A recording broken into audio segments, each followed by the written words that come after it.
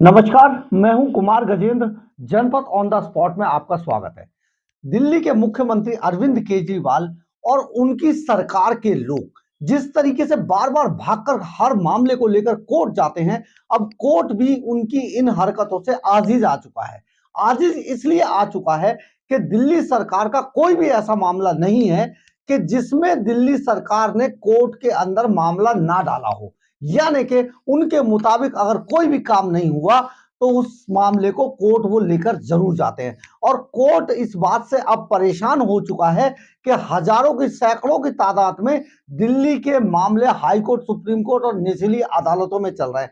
ये बहुत बहुत सारी चीजें, बहुत अदालतों का टाइम जाया हो रहा है और सुप्रीम कोर्ट अब इस बात को समझ चुका है कि किस तरीके से दिल्ली सरकार के लोग जो कोर्ट का जो समय है वो अपने राजनीतिक मंसूबों को साधने के लिए इस्तेमाल कर रहे हैं। अब कोर्ट ने इन सभी मामलों पर धीरे धीरे करके अपना रिएक्ट देना शुरू कर दिया है। शुक्रवार को कोर्ट ने दिल्ली सरकार को एक ऐसे ही मामले में फटकार लगा दी और फटकार लगाते हुए दिल्ली सरकार को यह कह दिया सुप्रीम कोर्ट की पीठ ने कि अगर अगर ये मामला जिस पर आप आरोप लगा रहे हैं, जिस मामले को लेकर एलजी के ऊपर, तो अगर ये मामला गलत पाया गया तो आपके ऊपर भारी जुर्माना लगाया जाएगा, भारी दंडित किया जाएगा, बड़े बड़े ढंग से आपको दंडित किया जाएगा। आप हर मामले को जिस तरीके से लेकर आते हैं वो बिल्कुल ठीक नहीं है। उसने पूरी देश की परिपाटी को बदल कर रख दिया है। आपका हर मामला कोर्ट में ही क्यों आता है? ऐसी टिप्पणियां कोर्ट लगातार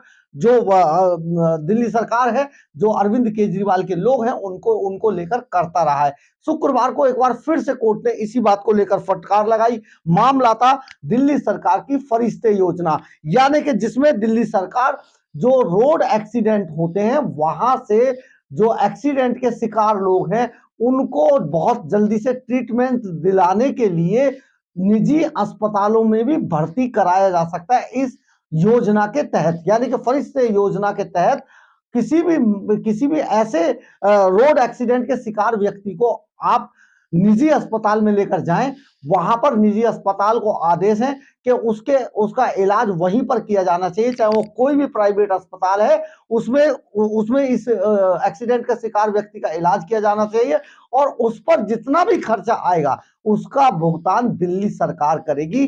क्योंकि ये बहुत महत्वपूर्ण है, क्योंकि दिल्ली के अंदर जिस तरीके से तेजी से रोड एक्सीडेंट के मामले बढ़ रहे थे, ये सचमुच उनको फायदा पहुंचाने के लिए था लोगों को, लेकिन इसमें फायदा हो नहीं रहा था। अब इसमें कुछ चीजें ऐसी थी जो प्रशासनिक रूप से ठीक नहीं थी। इस बात को लेकर प्रशासन यानी कि स्वास्थ्य मंत्रालय और दिल्ली सरकार के बीच ठन गई थी। इसी मामले पर जब उन्हें लगा कि दिल्ली सरकार के कुछ अधिकारी उनके उनके मामलों को लेकर विरोध कर रहे हैं या उन्हें रास्ता बताने की कोशिश कर रहे हैं कि इसको ऐसे करके कीजिए, तो इस पर दिल्ली सरकार के स्वास्थ्य मंत्री समेत पूरा जो केजरीवाल एंड कंपनी थी वो नाराज हो गई और उन अधिकारियों के पीछे पड़ गई जो अधिकारी इस मामले को सही से कानूनी जामा पहनाने की कोशिश कर रहे थे, कानूनी जामा पहनाकर काम करने की इनको हिदायत दे रहे थे। तो इसमें इसमें सारी चीजें जब इनके ऊपर आ गई तो इस पर बहुत सारा विवाद खड़ा हो गया।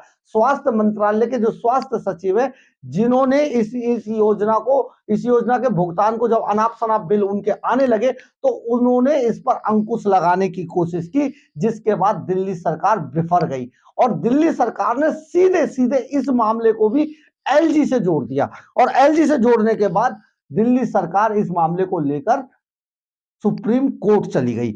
एलजी पर आरोप लगाया तो कोर्ट ने कहा कि अगर केजरीवाल सरकार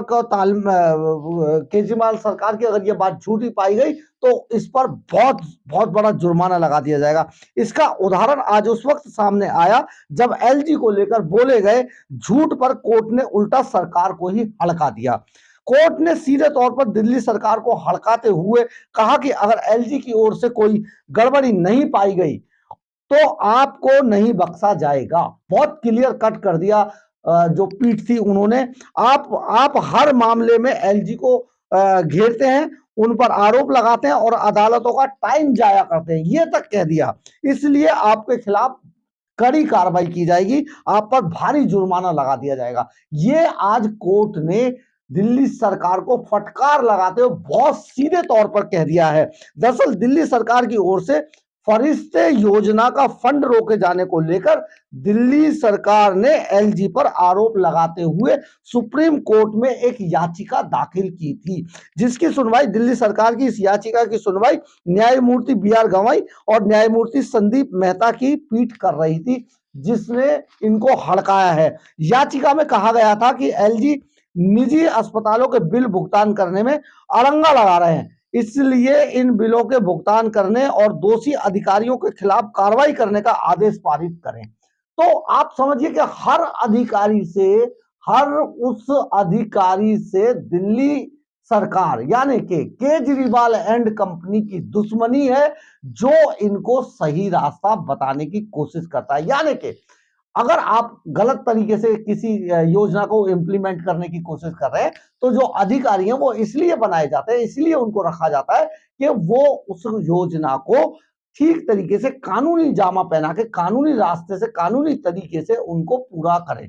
लेकिन दिल्ली सरकार इन सभी ऐसे सभी अधिकारियों को, अफसरों को अपना दुश्मन मानने लगती है। ये एक बड़ी बात है, जिसमें आदेश पारित करने के साथ ही उन्होंने कहा, जिसमें दोषी अधिकारियों को निलंबन की कार्रवाई की भी मांग की गई है। इसमें ये बड़ा एक ऐसा मामला है जिसमें हर सारे अब अगर आम आदमी पार्टी की चलती, तो सारे अब तक जितने भी अफसर थे उन सबको बाहर कर दिया जाता, या तो निलंबित कर दिया जाता या बर्खास्त कर दिया जाता। लेकिन क्योंकि ये अभी ये जो दिल्ली के अंदर जो है सारा मसला, जो प्रशासनिक मसला है, या तो एलजी के पास है या फिर गृह मंत्रालय के सीधे सीधे पास है नए कानून के मुताबिक, इसलिए दिल्ली सरकार बार बार कोर्ट में जाकर ये गुजारिश करती है कि इन अफसरों को या तो सस्पेंड कर दीजिए या इनको बर्खास्त कर दीजिए, इनको इनके खिलाफ जांच शुरू कर दीजिए। ये बहुत एक बड़ा एक पुराना मामला हो चुका है। अब सुप्रीम कोर्ट भी अब इनको बहुत सीरियस ले नहीं रहा है केजरीवाल एंड कंपनी को।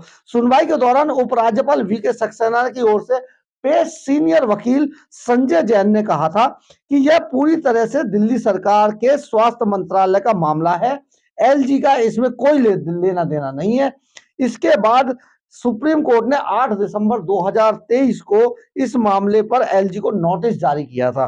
शुक्रवार को पीठ ने उपराज्यपाल की ओर से पेश वकील संजय जैन से कहा कि आप उपराज्यपाल से कहें कि आप हर मुद्दे को प्रतिष्ठा का मुद्दा ना बनाएं। उन्होंने एलजी को भी इस बात में सलाह दी पीठ ने, लेकिन साथ ही कहा कि आप जिस तरीके से ये बार बार आते हैं, तो एलजी को भी आप समझाएं कि इसमें हर चीज में प्रतिष्ठा का मुद्दा ना करें, क्योंकि एलजी इस पर जवाब दे रहे थे, एलजी की तरफ से जवाब दिया गया था।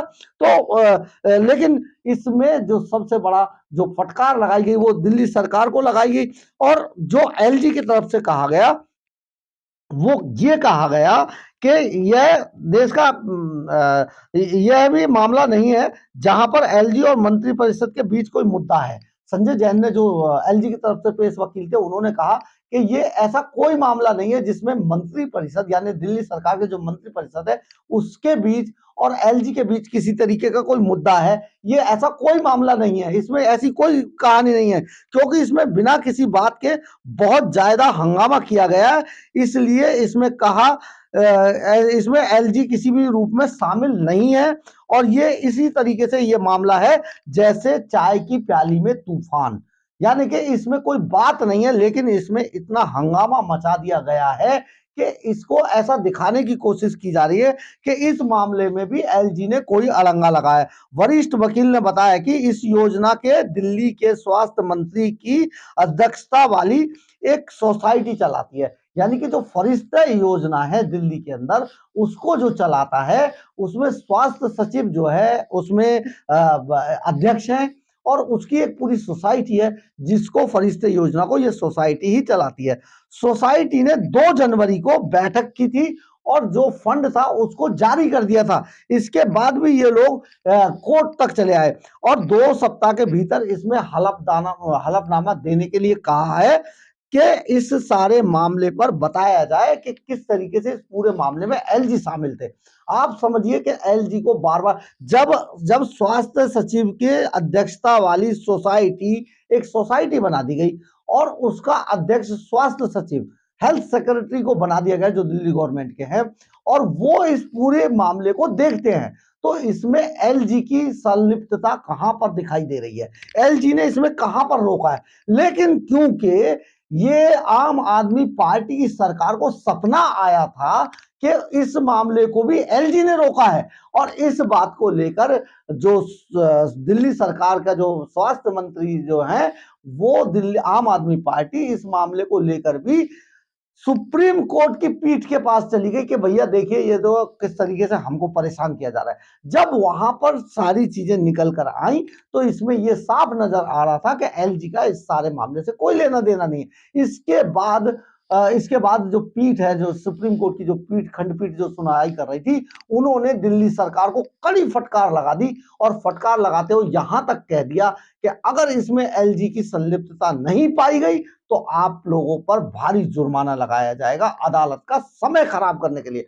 बहुत बड़ी बात सुप्रीम कोर्ट की पीठ की तरफ से कही गई, और लेकिन इन सबको शर्म आती नहीं है। ये बार बार हर मामले को लेकर आज दिल्ली सरकार की तरफ से हाई कोर्ट, सुप्रीम कोर्ट और निचली अदालतों में इतने मामले चल रहे हैं जिसका जवाब नहीं है। लूट खसोट के मामलों में जब सुप्रीम कोर्ट भी इनके खिलाफ टिप्पणी कर देता है, सुप्रीम कोर्ट की तरफ से भी कह दिया जाता है कि 338 करोड़ रुपए की ट्रेल आपके खिलाफ मिल गई है, इसके बाद भी ये अपने आप को बिल्कुल बेकसूर साबित करने के लिए सीधे सीधे बयान देते हैं। अगर देखा जाए तो ये कंटेम्प्ट ऑफ कोर्ट है, क्योंकि ये इस तरीके की हरकतें जो इस तरीके से दिखाने की कोशिश करते हैं, जिस तरीके से मीडिया में आकर ये बोलते हैं, बयानबाजी करते हैं, उससे बहुत स्पष्ट, बहुत साफ पता चलता है कि ये सुप्रीम कोर्ट के इन डिसीजंस को भी नहीं मानते हैं जिसमें इनके लोगों को चोर बताया गया, इनको मास्टरमाइंड तक कह दिया गया, लेकिन ये सुप्रीम कोर्ट के खिलाफ भी बोलने से बाज नहीं आते हैं।